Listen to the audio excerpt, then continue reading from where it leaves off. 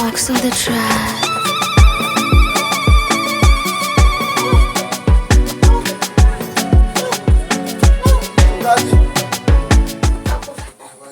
Nakuona mguu kwa nakuja kwako, bila shaka naomba uniombee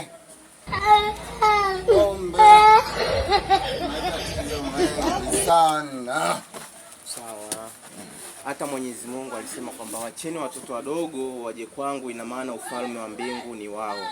Upo tayari kuwa mtoto wa Mwenyezi Mungu? Sasa mimi tayari ndio Mungu atanielewaje? Nimekuja ili niombee.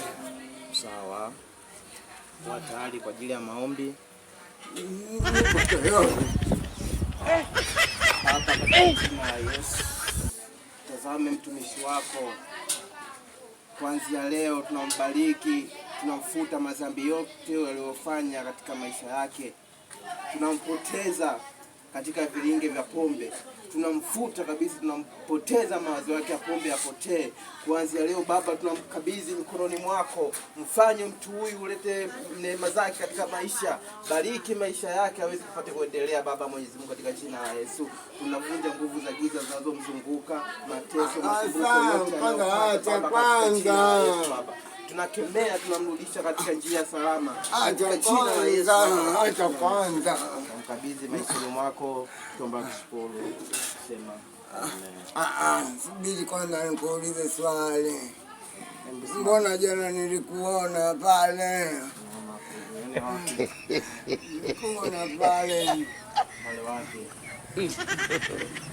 Nilikuona moto juu. Nataka uje kanisani kwetu. Zidi kuja kusali. Sawa? Hapa bado mapepo. Mapepo bado.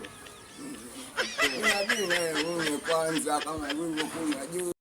Yaani walevi kama nyinyi, yaani mnaenda Jumapili kanisani, Jumatatu unamkuta mtu kwenye ubanda wa pombe, si ndio Sasa mimi watu kama nyinyi nawapenda sana. Hebu kwanza simama kwanza hapo.